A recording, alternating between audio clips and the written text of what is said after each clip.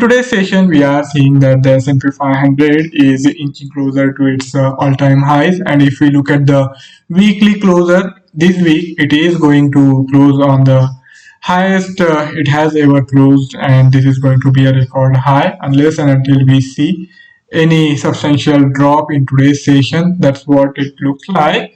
That we are going to close on the all-time high for the week. So this week is going to be a significant milestone for the S&P 500, and the bulls are not tiring, and we can say that the bulls are still fearless even after climbing this summit, and it will be interesting to see the trajectory here onwards. In the near to medium term, the trend is pretty bullish, and from the long term perspective, also, the things are on the brighter side only. The only concern is that maybe, just maybe, I will have to add that we might see some sort of correction. But in today's session, we are not really going to talk about the correction, but the fresh opportunities to go for long trades in the S&P 500. If we look at the data docket for the day, we had PMI data coming in for the major economies of the Euro area, European Union, and also the United Kingdom. And if we look at the PMI readings for most of these countries, we are seeing that manufacturing sector is doing a lot better compared to the services sector. And here, composite numbers are also in the contraction territory only. And the point of concern is that compared to the prior month's readings, this month's flash estimates, the estimates for the month of January, are lower across the board, and that is going to be a worrisome development. And if we look at the services sector in particular, the contraction is fairly sharp, where the PMI reading is mostly in the vicinity of 45. Now moving on to the North American trading session. The main data release here also for the North America is the US PMI numbers, and but contrary to the European area, we are seeing that US economy is doing a lot better. Of course, the US has already suffered because of the COVID pandemic, but on the economic front, at least, there is some recovery, and that is a silver lining in these days of dark clouds. The composite PMI and the manufacturing PMI, both these numbers are a lot better than the expectations. And I think I forgot to mention the services PMI. This reading is also not better. So all the sectors of the US economy are showing the uptake in the economic trajectory, and that is going to be an excellent development. And if it is sustained in next couple of months, then nothing better than that. Now let's shift our attention to the technical outlook. First, we will see what's happening in the S&P 500 after reaching these all-time highs, how it is likely to behave. We will take a look into that, and also we will consider the Euro USD on the currency front. So let's get started with the S&P 500's technical outlook. This is the daily time frame chart, and here we are looking at the possible highest close, the all-time high close on a weekly basis for the S&P 500 in today's session, and that is going to be quite an achievement if we were to look back due to the days of March 2020. But a lot of things have changed, and here we are seeing the central bank fueled the easy monetary policy has been a considerable driving factor, and as a result of that, the appreciation in financial assets are going to not stop anytime soon, and as a result of that, we are still bullish even at these highs. And I think even in today's session, it will be better for us to continue to look for the buying opportunity. So if we want to look for the fresh buying opportunity in today's session, I think we will have to keep in mind that these first resistance level, which is there around 3800, can be utilized as a decisive marker for the S&P 500. As long as the S&P 500 is trading well above it, we can be bullish on the near term to medium term perspective, and from this level we can also look for the fresh buying opportunity. In today's session we are trading bit higher than that. The correction has happened after getting closer to this second resistance of this month, which is there around 3860, and after that it will be interesting to see how the price action reacts after correcting to this level. But it will be difficult to look for fresh buying opportunity before the consolidation happens. So we will have to allow the S&P 500 to consolidate first, and then only after that, if it holds above this 3810 price zone, then we can of course look for the fresh buying opportunity. If we take a look on the prior swing high, this is the price area which is likely to act as the near term support. And even if we look at other technical parameters including the regression curve and the pivot point series, both of these are also supportive of our decision to look for buying trades. So here, if we are going to rely on any pattern which is going to help us pinpoint the enter and exit, the pattern is of this SMA crossover.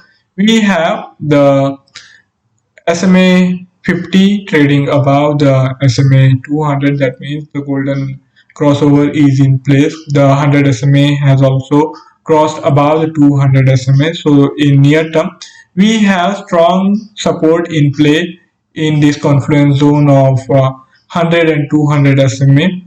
In today's session, we are seeing some sort of buying on the lower side, closer to the 3820 price zone, and even the SMA confluence zone is not far away. And as I have said while explaining the 4-hourly chart, we have the crucial price zone in the price band of 3810 to 3800 on the lower side.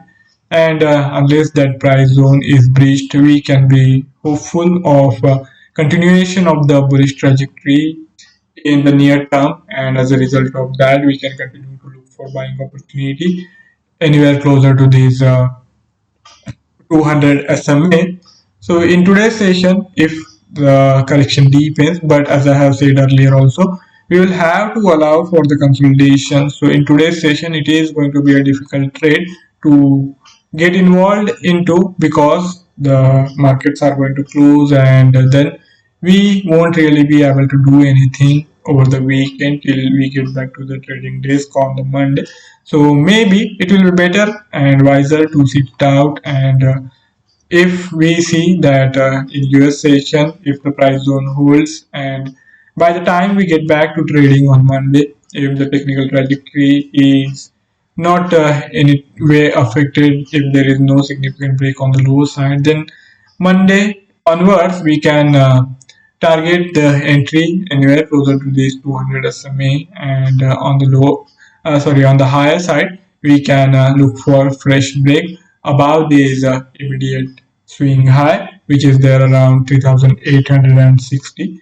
So if we look for the buying opportunity anywhere in the price band of 3800 to 3810, while keeping the stop loss just below this prior swing low. So the stop loss of around 3780 should be good enough, and in lieu of the risk which we will be taking, we can target the price band closer to this prior swing high. So the risk reward ratio will also be in our favor. We will be looking to make at least 50 to 60 point at the minimum in the S&P 500. So that will bring us the risk reward, as I said, closer to 1:2. Now moving on to the currency segment, we will see what's happening in the Euro USD. In yesterday's session, I had talked about the continuation of the bull run in the Euro USD after turning the corner, and now it looks like that Euro USD is again trying to regain its prior bullish momentum. and it will look to cross above 1.22 in coming days. In today's session, it is correcting from the higher side, but still its near-term trajectory I feel remains intact on the bullish side. So even in today's session, we can keep a look on the price zone, and we can target for the fresh buying opportunity if the euro USD corrects to the desired level, and if it consolidates, then maybe if the risk reward ratio also permits, we can look for the long trade in the euro USD. If you look at the regression curve, it is still continuing to point downwards. But one key development is that the price has now finally broken above this central pivot point of this month's pivot point series, which is there around 1.215. And for the time being, it has successfully sustained above this central pivot point. So that's a major positive development from the bullish traders perspective. And if the price action holds this area, and if we don't really see any sort of sharp correction on the lower side, I think we can indeed look for targeting the long trades in the euro USD closer to the current price zone, or maybe 20-30 pips on the lower side, but not much.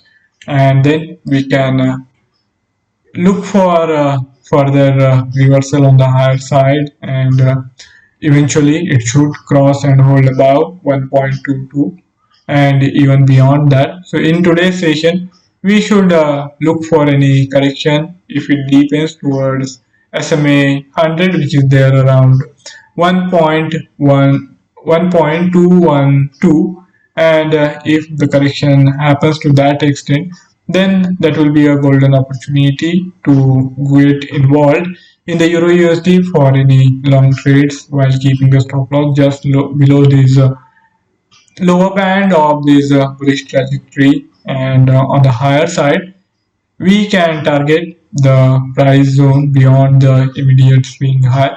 That means for entry around 1.12 or 1.213, this should be the price band in which we look for the buying opportunity. We will have to take the risk of around 30 to 40 pips on the lower side, and on the higher side we can target almost 80 pips. That means our risk reward ratio will be in the ballpark of 1:2, and that will also help us keep safe. Even if we happen to be wrong, we won't be losing too much money. And of course, I would say that you should always weigh your risk and make sure that even if it doesn't work out, even if the trade goes wrong, the loss you suffered should not be too much, and it should be appropriate to your account size, the equity in your account. So that's it from my side for today's session. If any of you have any query or any idea to share, you can write to me in the comment section, and I will be more than happy to take the discussion forward. Before I sign off, I would also like to remind of the risk associated with trading in the financial instrument, and one should be careful while using the information provided. Have a fabulous day ahead and the weekend. See you on Monday. Goodbye.